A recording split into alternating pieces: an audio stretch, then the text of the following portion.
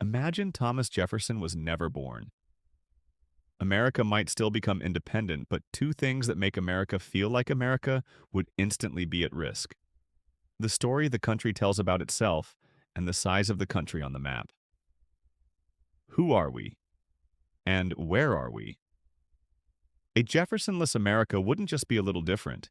It would likely be smaller, more divided, and fighting with itself much earlier. Rewind to 1776. The colonies are at war with Britain. There's fear, chaos, and uncertainty. But the colonies don't just have to win battles. They have to convince the world and each other that they're not just rebelling. They're building a nation. A country isn't held together by an army alone or money alone. First, it needs a shared story, words people will suffer for, and words that make other nations understand. This isn't just a fight, this is a cause. Jefferson's writing helped turn independence from a breakup into an idea. Not only we're leaving, but here's why we're right. Here's why we're legitimate. This is about principles. Someone else could still write a declaration, sure, but without Jefferson's clean, unforgettable language, the revolution keeps its arguments and is more likely to lose its moral clarity. So here's the pressure point. If Jefferson isn't there, America might still become independent. But does the country spend the next decade arguing even harder about what it actually is? When the shared story is weaker, every hardship feels personal instead of collective. Every shortage becomes someone else's fault. Every compromise feels like betrayal. Now move to the second shift. Religious freedom sounds abstract until you picture the early U.S. as a crowded room of different communities, each worried the new government will pick favorites.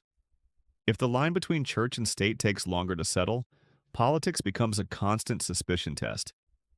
Is the government on my side or not? That kind of distrust makes coalitions harder, nationwide compromises harder, and national identity slower to form. But the biggest change shows up on a map. In 1803, the Louisiana Purchase isn't just land, it's future growth. Routes, rivers, farmland, and space for new cities. It speeds up America's timeline toward becoming a continent-sized power. Without Jefferson, the deal is more likely to be delayed, negotiated differently, cost more, or slip away. Not because history freezes, but because someone still has to take the political risk and move fast when the window opens.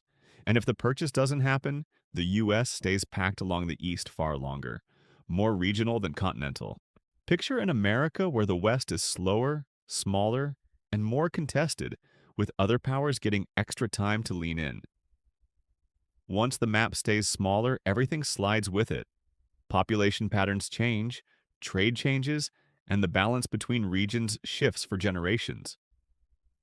Jefferson also pushed the "make the West real" mindset, exploring, mapping, and turning unknown territory into a plan. Without that urgency, expansion gets slower and messier, and it's easier for rivals to block routes, tax commerce, or stir conflict along the frontier. Then there's early politics. Jefferson was a major counterweight to a strong central government. If the national government gets too strong, states feel voiceless. If it stays too weak, the country feels ungovernable. Without Jefferson, the balance tilts. Either the strong center camp dominates longer and hardens faster, or the states feel ignored sooner and the unity stress test hits earlier. In a weaker union, states start acting like separate countries, different rules, different priorities, and constant fights over money, borders, and authority. And that's how you get the nightmare question much earlier. Are we actually one nation, or just a temporary deal between states? If that question hangs in the air too long, the U.S. doesn't feel inevitable. It feels reversible. There's one more ripple: credibility. Foreign powers watch the U.S. like a risky bet. A country that can't explain itself clearly, can't hold common ground at home, and can't expand its options on the map looks less like the future and more like a temporary experiment.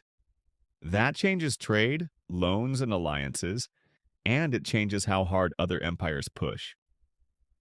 So yes, America can still be born without Thomas Jefferson, but it probably wouldn't be as big, and it might not feel as sure of what it is as quickly.